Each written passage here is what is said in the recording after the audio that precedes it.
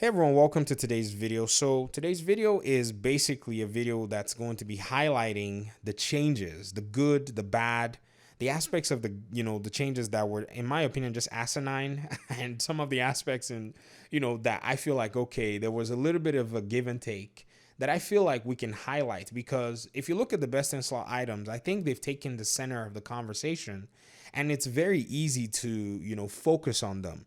Yes, the baker's dozen, the contractor's gloves, the fox sprayer's knee pads, they received a good nerf. They received a huge nerf. But the truth is, as a division player, I played the game very different from everybody else. I built the so-called baker's dozen build of all my 12 builds on this character. It was the last build that I made. Okay, so I was not using this build.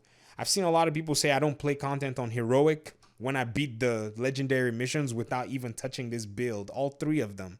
Never touch this thing here because I like to play out of the meta. I've always played out of the meta in the Division 1. Go watch my Division videos. I was making build videos on Hunter's Faith and all the bottom of the tier stuff because that's how I actually run. And that's why I don't make build videos much because, I don't do the best in slot stuff. So people are like, this build's not going to melt everybody. Well, who cares? I just played the game because that's how I play the game. Just because I want to try it out. That's how I am. It's a mad scientist mindset. And that's how I approach things. Now, I will have to confess, though, I am very upset that they nerfed the send-off. This item took me so long to farm, and I farmed it on 2 different accounts. After farming the second account on Sunday, I wake up Tuesday, boom, it's gone. Imagine how upset that was for me because those tasks are very annoying. You know what? They just don't need to bring out another specialization with that stupid field research. It's very annoying. They need to just put it in their pockets. We're done. We're good with the other ones that they've done with us and all that. So now that that's also said, let's look at some of the changes that I feel will probably enhance other aspects of the game regarding builds, regarding the ways we play, regarding maybe some diversity in the weapon aspect, because for the longest time, many people had said there's no build diversity in the game. But I think that the reason there wasn't any build diversity in the game is because largely some of the changes that they've made actually do show that. Like the first one, the raid exclusive gear. They had already hidden 3 major gear sets that could add a lot of variety to the game. They put the backpack and the chest piece in the raid. Why they made this decision in the first place? I don't know. It's massive. They're a stiff-necked bunch of developers. They don't understand PR. So they don't necessarily, I don't think they understand how people work. Largely. I think, what they need in Massive is a PR person. Somebody that actually understands how gamers, really do think. Sure, you're the programmer of the game, but that doesn't mean you know it all. The community is what helps build games like this. I know many people point to the Division 1, but trust me, Division 1 did not get there without the community. It was the community feedback that built that game to what it is today. And the developers have not adopted and welcomed a lot of the community input in this game. That's why this game continues to suffer. That's basically what it is. But the second aspect, though, let's move on. The something that has made a positive change or a better increase or buff or whatever is a punch drunk mask. This mask was dealing very little headshot damage and it's been increased to 20%. Something that definitely will fall in line with, some build ideas that many people have probably been, flirting with. Look at its DNH, which has 20% pistol damage, and now it's getting a 20% headshot damage. I think just from looking at it, you can already tell, well, this looks like it's going to be a lot of trouble for people who run shield builds when they get into the dark zone. Imagine somebody with a shield build running this and, doing a lot of work against enemy NPCs. This is going to be their one red. They're going to run it with Technician. They're going to do some real serious damage against entire teams because they're going to be tanky. So you need to watch out for anybody who makes a build like this. They're going to be coming after you. And headshots with a pistol, not too difficult to land since they have a lot of accuracy and stability as well. And then the third thing is the Sawyer's knee pads. I don't have that on this account. I have it on my other account. Fortunately, I like playing on 2 different accounts. It's just a weird thing I do too. So forgive me. And those knee pads have basically gotten a huge damage increase in their rework. I think if I get it on here, I'm going to just throw everything away and put it on because I like playing from cover. It's kind of my One of my play style is just stay in one particular location where enemy NPCs can't touch me as much as I can, and I'm just going to be dealing damage from them. I'm going to pair with my Eagle Bear to hopefully I'm able to get it, and I'll make a raw damage build out of it. Then the Imperial Dynasty holster also got a buff, basically getting a 5-second decrease in its cooldown. Very good. I heard Wids say on his video that it's not really good in PvE, and I laughed because Wids' playstyle is very aggressive, very aggressive. For some of us, our playstyle is very reserved, like we're on opposite sides of the spectrum. So for people like me hearing that, I was like, what? Because when I wear this holster, there are two things I'm playing. I'm either playing a tank where I'm just trolling the entire enemy NPCs, walking around them, making them burn, or I'm playing, kind of in the mid-range where I kind of run close to the enemy NPCs, or I'm staying, with my team, and if they come close to us, they light on fire. Very good status effect dealing, item. It keeps enemies at bay, keeps them they're not staggered, but they're not shooting at the same time when they're in fire damage most of the time. Most of the time. I gotta preface that with it. And then you look at the reconfiguration functionality. This is something that I've seen a lot of people say, for what it's worth, this is probably the best thing that came to this title update 9, even though a lot of us are still still a little salty about the way they changed some of our best in slot items. And from this, I've been able to get my Bullet King, to actually gain better stats. Let me just show you guys straight up here. My Bullet King now has better stats. I have not been able to get a max roll, but some people have been able to get max rolled on all their major exotics that they're using. My Eagle Bear, when I first crafted at level 40, was kind of mediocre, but looking at it now, it's actually quite decent. My Pestilence is also quite decent. I've not been able to get many max rolls as well, but this is what I've gotten, and I'm really excited that this is something. I don't have to worry about my trash exotics. My Coyote's Mask is also pretty decent. And when I'm done maxing out the other major stuff, to me anyways, I'll go get my BTSU gloves. Now, I know some people will say, oh, your BTSU gloves, you didn't do that first. Well, that's because I don't play with them much. I mean, I've not necessarily started working on overcharge builds, and I will, love to, get more into it other than the Acosta backpack. I want to get into this. I had a very fun idea that I want to kind of implement. So once we get there, I'm going to go back and roll my, BTSU gloves and make them basically max rolled. But, I need to spend my exotics where my priorities lie. And so we'll go from there. Another, major increase was a buff to the signature weapons. I think these are going to be damaging named enemy NPCs a little bit more, I think, or just NPCs in general, because signature weapons, after Warlords of New York, enemy NPCs got stronger, but it didn't seem like signature weapons really, made much of a difference. And they also have a reduced damage against named NPCs. So this is the really interesting part. Then there's another layer to this, because I've been working on a tip of the spare build. Yes, I've been working on a tip of a spare build.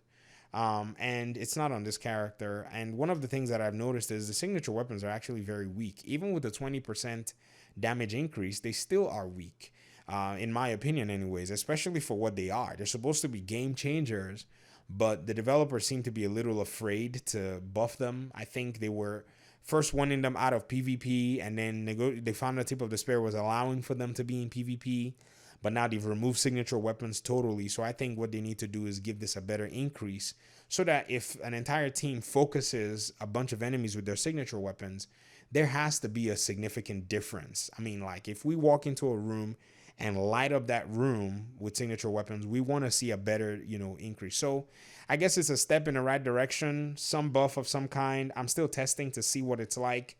I'll bring you guys kind of some, some of my findings here in a little bit. And then the Merciless, the Diamondback, and also the Bullet King basically all got a damage buff. So this is interesting, because now your Bullet King is actually going to be doing some really good damage with that kind of RPM and that kind of magazine size and 0 reload.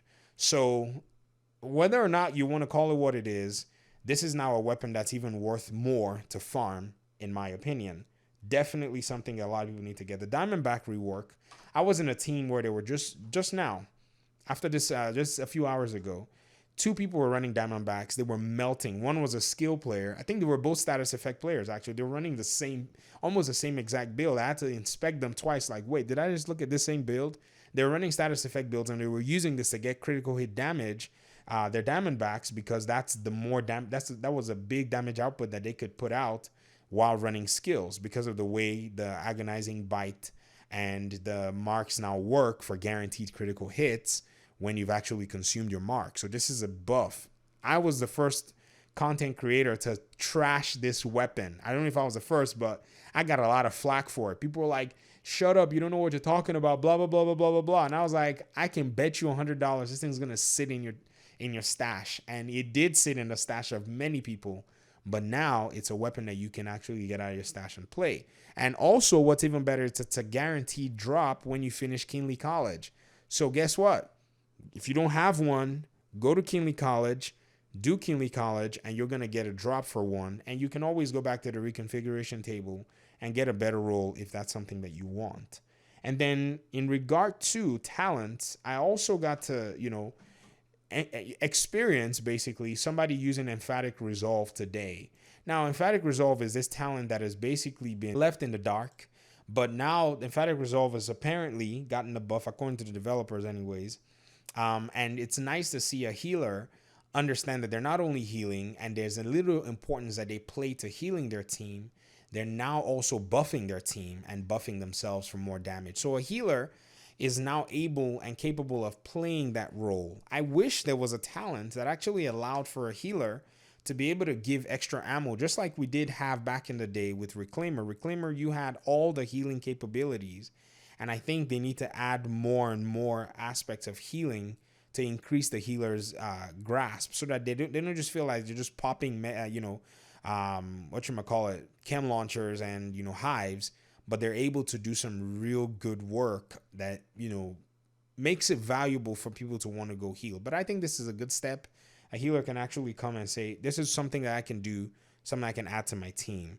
And then you have Creeping Death, where you now have more, let me just show you guys that. You have a wider spread of the status that you apply to enemy NPCs. There it is. So now when you apply a status effect, it is also applied to enemies within 8 meters of your target. And I think the cooldown is also 15 seconds. I don't know if the cooldown was actually reduced but I do know 8 meters was actually pretty good. I think it was from 5 to 8 meters. So that's pretty good for the radius. And then reassigned, I have not necessarily used. And then tag team, this also got a rework. I think these two items, to me, they just look like they're weapon talents more than anything. And so basically, I can remain upset about my, my perfectly rooted reassigned. There it is. Killing enemy adds 1 round and blah, blah, blah, blah. So yeah, that was actually buffed. I can stay upset about my perfectly rooted that was nerfed, because I'm basically a skill wacky, weird type of player. Like, I played 3 tank builds on here, 3 different variations. I play a demolitionist that I'm tweaking. I play a Charlie that it's my hardwire, and I play a, I call this survivor. This is basically my hazard protection build. I play a dark zone build with Negotiator's Dilemma. I just call it dark zone support. And this is my wacky build. I was messing around, and this is my status effect build, and that was nice to have my perfectly rooted there. And then Delta is my damaged version of it, before I didn't come to my, my Baker's dozen. So this is my experience with the game. I know many people, will tell me that, it's easier to kill enemy NPCs that, using my 500 base damage or 500 damage and 3 million crit damage Baker's dozen. And I would laugh and be like, well, we've been knocking them out with other builds as well. So I do understand losing a lot of stats. I understand the Eagle Bear getting nerfed after I had farmed and somebody gave me one.